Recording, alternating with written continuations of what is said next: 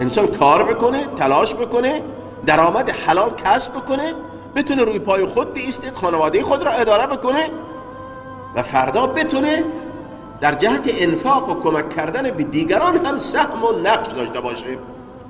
پس کار کردن. گروه دومی که فقیرن ولی مستحق زکات نیستن، اونها غنی به واسطه هستند. اینها هم طبقات گروه های زیادی هستند.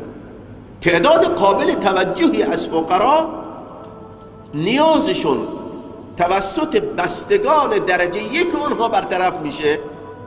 اینها نباید مستحق زکات بدونیم، نباید به اینها زکات بدیم. یعنی کسی که خودش فقیره، ثروتی نداره، توانایی کار نداره، ولی فرزند او غنیست، نوه او غنیست، به او زکات نمیدیم. چرا در حق فقرا مزاحمت داشته باشه؟ چرا عرصه بر اونها تنگ بکنه؟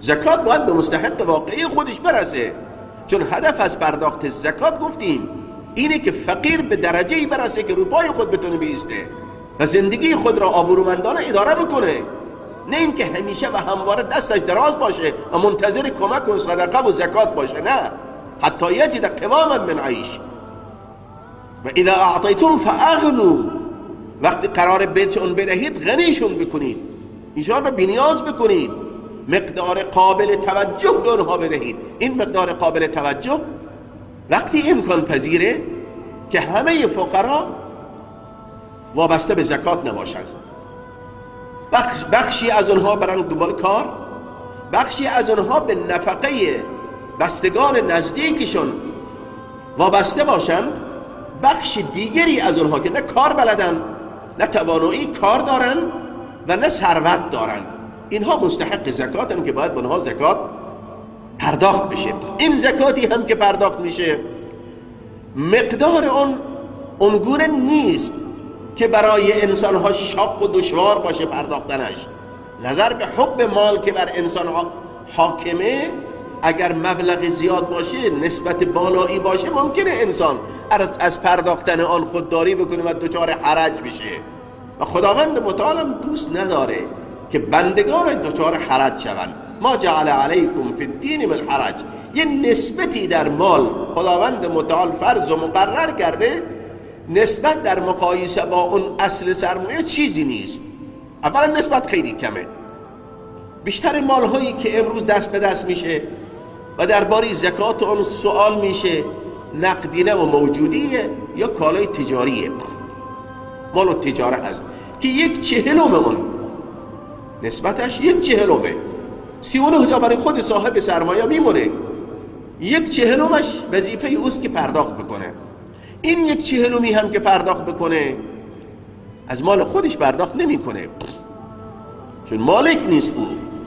خداوند فرمود این مالی است که من به امانت به تو سپردم، تو از کجا آوردی؟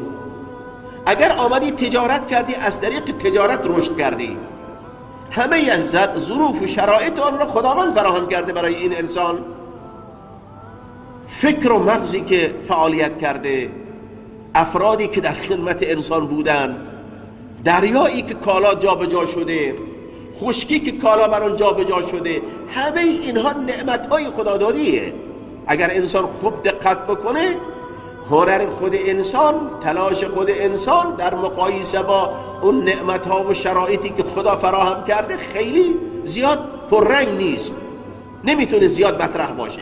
آتوهم من مال الله انفقوا مما رزقناکم، انفاق کنید از اون چه ما رزقتون کردیم، ما در اختیارتون گذاشتیم.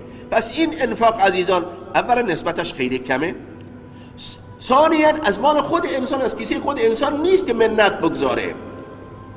امانت گذار خدا به ما فرموده این امانت به تو سپردم، این قدرش به فلان داده بشه، این قدرش به فلان داده بشه.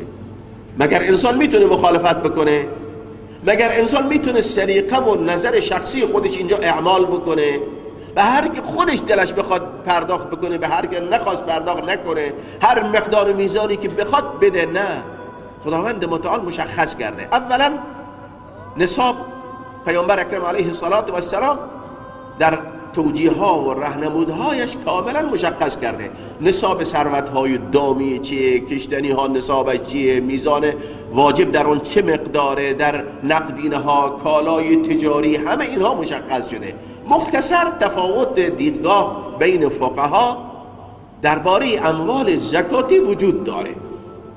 اینا مختصر تفاوتی وجود داره در دیدگاه فقها، ولی در کل وقتی نگاه بکنیم درباره نصاب اختلاف نظر نیست، درباره میزان واجب اختلاف نظر نیست، درباره مصارف زکات اختلاف نظر نیست، درباره شروط وجوب زکات اختلاف نظر بین فقها و علمای اسلامی نیست.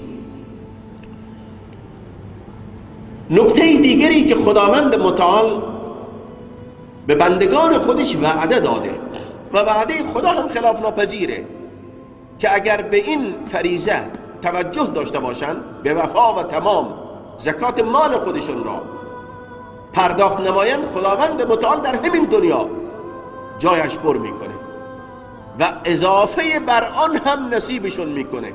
این وعده خداست تا انگیزه پرداخت زکات در انسانها قوی باشه.